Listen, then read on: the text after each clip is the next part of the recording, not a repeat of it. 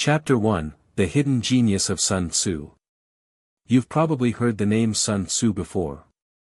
Maybe from The Art of War. Or maybe from one of those famous quotes that constantly appear on social media. Most people know him as one of the greatest military strategists in history. But what if I told you that most people completely misunderstand his greatest idea? Because Sun Tzu's true genius wasn't about winning wars. It was about understanding the real cost of war. He wasn't chasing glory. He wasn't trying to write stories about heroic victories. Instead, he was obsessed with one simple question. What really causes a nation to collapse? His answer was surprisingly different. The greatest threat to a nation isn't always the enemy standing across the battlefield.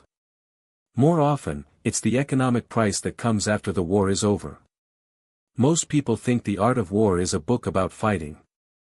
But when you read it carefully, you realize it's really about something much bigger.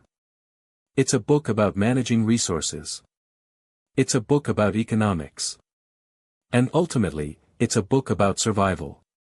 When Sun Tzu was alive, China was divided into competing kingdoms. Every ruler wanted a larger army. More weapons. More territory. More power.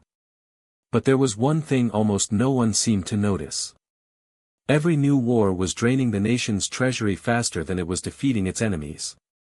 The moment a king sent his army into battle, he was borrowing against his country's future. And even after winning, that debt was often impossible to repay. Sun Tzu understood this long before anyone else did. That's why, more than 2,500 years later, people are still studying his ideas. Technology changes. Weapons evolve. Empires rise and fall.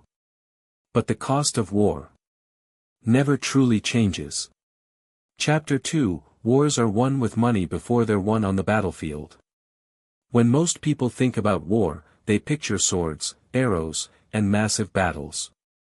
But that's not the world Sun Tzu saw. For him, a war began long before the first arrow was ever fired. The moment an army started moving, the money started disappearing. You had to feed thousands of soldiers, build weapons, take care of horses, protect supply routes. And every single day, the cost kept growing. This was the part most rulers failed to understand. They believed wars were won on the battlefield. Sun Tzu believed they were won in the treasury first. The longer an army stayed in the field, the poorer the nation became. And it wasn't just the soldiers carrying the burden.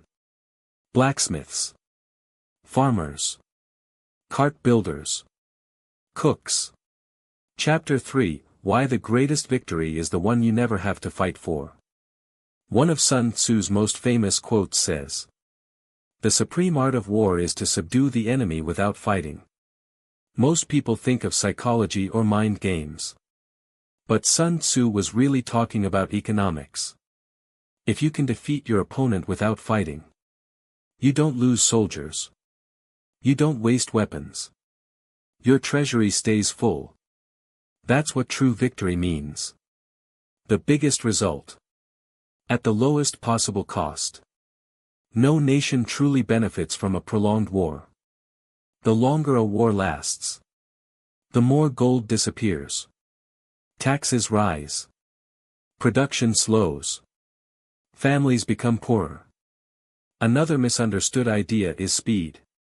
Speed reduces cost. Time is money. Then comes intelligence. One piece of accurate information can prevent months of fighting. Information isn't just power. It's the most cost-effective weapon ever created. Chapter 4, The Real Power Isn't the Army. It's the logistics. For Sun Tzu, wars weren't decided by courage alone. They were decided by the system that kept an army alive. Without food, an army can't march. Without supplies, it can't survive. Behind every soldier are thousands of unseen workers. Farmers, blacksmiths, armor makers, Laborers. As wars drag on, production slows, taxes rise, and economies suffer. Keeping an army alive can cost more than building it. That's why Sun Tzu encouraged using the enemy's resources whenever possible. It wasn't just a military tactic. It was an economic strategy. Logistics doesn't support strategy. Logistics is strategy. Wars don't really begin on the battlefield. They begin in warehouses. Chapter 5, It's been 2,500 years. Yet the world keeps making the same mistake. More than 25 centuries have passed. Yet the world still repeats the same mistakes. Weapons have changed. Technology has changed. But the logic of war has not. Nations often collapse because they can no longer afford war. Vietnam. Afghanistan. World War I. Each reminds us that economic pressure can be more destructive than the battlefield itself. Today, wars are fought with sanctions, cyber attacks, intelligence, trade, and information. The goal remains the same. Weaken your opponent at the lowest possible cost. That's exactly what Sun Tzu taught. He wasn't just writing about war. He was writing about power, economics, and survival. Chapter